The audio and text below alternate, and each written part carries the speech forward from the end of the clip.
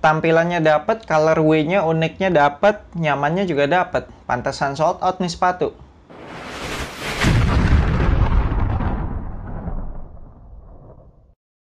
Ni hao, abas di seluruh Indonesia. Boleh dong ya, lagi ngebahas brand China kan, jadi nyapanya mesti pakai bahasa Mandarin juga. Balik lagi sama gue, Fat the Brand Was di Anak Basket Channel, dan di video kali ini gue mau ngebahas performance review Pick Parker Basic. Meskipun sepatu ini udah sold out, tapi bukan berarti video performance review ini nggak kepake. Karena apa? Karena Pick punya 3 seri Pick Parker outdoor lainnya yang setup outsole sama midsole-nya sama persis dengan sepatu ini.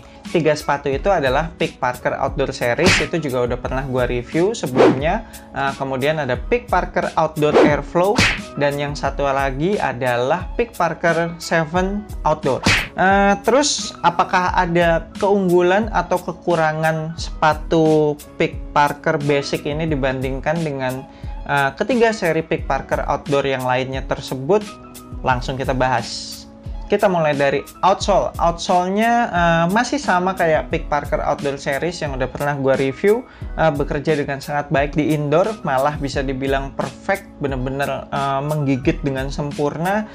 Gua sangat amat percaya diri ketika melakukan berbagai manuver, benar-benar nggak pernah kepleset sih. Kalau di lapangan indoor ini benar-benar sempurna. Dan kalau di lapangan outdoor tentunya agak sedikit menurun daripada di indoor, tapi tetap bisa diandalkan. Hanya saja pola traksinya ini memang gampang angkat debu, jadi abas kalian mesti rajin-rajin wipe off supaya tractionnya bisa kembali bekerja dengan maksimal.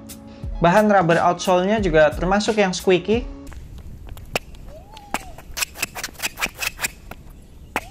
Transisi dari heel ke toe-nya super smooth, ada lengkungan di bagian heel, terus ada lengkungan di bagian toe juga. Bahan rubber outsole-nya juga fleksibel, ditambah lagi upper materialnya fleksibel banget. Jadi wah, ini benar-benar super smooth sih. Buat diajak main lincah enak banget deh. Untuk durability-nya juga so far so good. Setelah beberapa kali pemakaian indoor dan outdoor, tidak terlihat ada yang terkikis atau yang botak bahkan, dan pola traksinya juga terlihat masih oke. Kalau didorong-dorong pun juga masih keras-keras ya pola traksinya, jadi aman untuk penggunaan outdoor jangka panjang.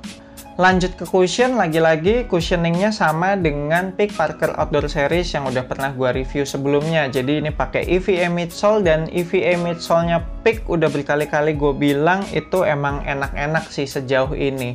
Jadi sepanjang gua nge-review sepatu-sepatu basket Pick yang pakai EVA midsole itu enak-enak semua. Empuknya pas, nggak terlalu soft. Kemudian juga responsif, jadi bisa membantu meningkatkan kelincahan kita nih saat bermain. Kemudian intensitas cushioningnya itu berasa sama tebel dari bagian heel sampai ke bagian forefoot ya, dari belakang sampai depan itu sama tebel, sama empuk. Kan ada tuh ya beberapa cushioning sepatu basket yang sengaja dibikin heelnya tebel, terus bagian forefootnya tipis. Tapi kalau di sepatu ini enggak sih, kayak berasa sama tebel aja gitu, rata. Jadi enak sih kalau buat gue. Impact protection-nya juga termasuk oke. Selama gue pakai sepatu ini sih nggak nyakitin dengkul atau tumit ya. Dan cushioning-nya juga tidak menghilangkan core feel-nya. Kakinya masih berasa napak tanah banget. Jadi buat pemain-pemain yang mengandalkan gocek-gocek sama permainan cepat, ini masih cocok. Beralih ke material, kalau kita lihat harganya yang cuma 600 ribuan, kita dapat upper material yang kayak gini. Menurut gua sih ini udah sangat amat premium. Fleksibelnya dapat, zero break-in time, terus juga sangat amat breathable, jadi selama main juga kakinya nggak pernah kepanasan. Dan ini kan pola mesh-nya dibikin kayak berbuku-buku gitu ya, kayak garis-garis gitu. Ini menciptakan flex yang sangat natural. Jadi ketika kita lari, seakan-akan upper materialnya tuh enak deh ngikutin pergerakan kaki kita. Material talinya kalau abas kalian cuma ikat satu kali bakalan suka lepas-lepas tuh, jadi mendingan langsung diikat 2 kali aja, ikat mati. Padding di lidahnya menurut gua agak ketipisan, andai lebih tebel nih bakalan lebih nyaman nih ketika gua ngencengin tali sepatu. Kemudian padded collarnya sih udah cukup ngunci area kaki belakang kita supaya nggak molos-molos gitu selama pakai sepatu ini.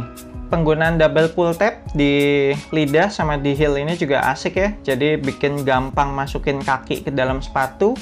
Untuk fitnya seperti biasa, kalau sepatu Peak gue selalu turun satu ukuran dari sizing Nike gue. Jadi kalau biasa gue Nike 43, di Peak gue harus turun ke 42. Dan untuk sepatu ini ternyata fitnya agak beda dari Peak Parker Outdoor Series. Kalau di Peak Parker Outdoor Series kan ketika gue pilih size 42 itu udah berasa ngepas banget tuh ya. Tapi untuk di sepatu ini, bagian toe-nya benar-benar masih banyak ruangan kosong. Bahkan gue harus pakai double socks lagi supaya lebih enak lah, lebih ngepres gitu. Jadi bisa gue simpulkan sepatu ini wide footer friendly. Jadi untuk yang kaki lebar, tetap turun satu size aja dari ukuran Nike kalian. Pasti ini akan berasa lebih nyaman nih fitnya kalau untuk para wide footers. Dan gue nggak tahu gimana dengan fit yang dua seri Peak Parker Outdoor lainnya, yang Peak Parker Outdoor Airflow sama Peak Parker 7 Outdoor. Apakah fitnya lebih mirip ke yang ini atau ke Peak Parker Outdoor Series? Itu abas kalian mesti cobain sendiri kayaknya di store biar lebih aman. Kemudian penerapan semi booty construction pada sepatu ini juga cukup berhasil, gue bilang. Memang bikin lockdownnya jadi enak, apalagi terus ditambah ngencengin tali sepatunya, itu berasa bagian midfoot kita benar-benar kekunci. Terakhir supportnya, kalau dibandingin sama Peak Parker Outdoor Series, di sepatu ini ada peningkatan tapi juga ada penurunan, jadi kayak 50-50, kayak impas gitu. Untuk support di bagian depan ini sih nggak ada masalah, udah ada overlap outsole naik ke bagian toe, terus juga masih ada fuse overlay-nya lagi yang warna biru nih, jadi ketika gue ngerem pakai kaki depan itu kakinya bener-bener ketahan. Tapi untuk support kaki bagian samping, menurut gue fuse overlay-nya tidak bekerja dengan baik. Kemungkinan ini disebabkan karena bahan mesh-nya yang terlalu lentur sih, atau mungkin juga bahan mesh-nya ketipisan kali ya. Jadi meskipun udah dikasih fuse overlay sampai double, ini kalau abas kalian lihat dari deket nih, fuse overlay-nya double nih, jadi ada yang putih garis-garis merah, sama di luarnya itu ada fuse overlay yang transparan. Tapi tetap sih ketika gua ngerem pakai kaki samping itu berasa kakinya kayak mau keluar-keluar gitu. Jadi dalam hal support untuk kaki bagian samping, menurut gua Peak Parker Outdoor Series lebih baik. Kemudian untuk support bagian heel, ini yang menurut gua di sepatu ini mengalami peningkatan kalau dibandingkan dengan Peak Parker Outdoor Series, karena di sepatu Peak Parker Outdoor Series itu tidak ada heel counternya, dan di sepatu ini ada. Jadi ada visible TPU heel counter. Jadi untuk support kaki bagian belakang di sepatu ini sih gua berasa lebih aman. Sisanya ada outrigger yang cukup lebar, membuat sepatu ini lebih stabil ketika kita mendarat. Dan gue yakin di semua seri Peak Parker Outdoor itu sama, karena kan memang setup outsole midsole-nya sama semua, keempat sepatu ini.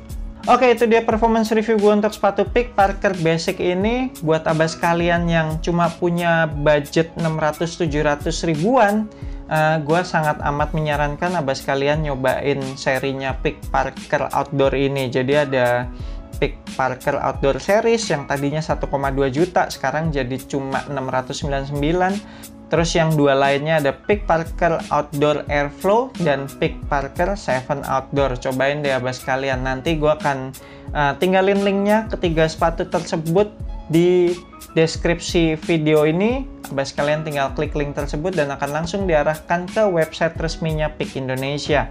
Thank you banget udah nonton video ini. Jangan lupa support Anak Basket Channel supaya gue makin semangat untuk bikin konten-konten selanjutnya dengan subscribe, like, share, and comment. I'm Ferdi Brainwash. Sampai jumpa di video berikutnya. Semoga asupan basket Anda minggu ini cukup.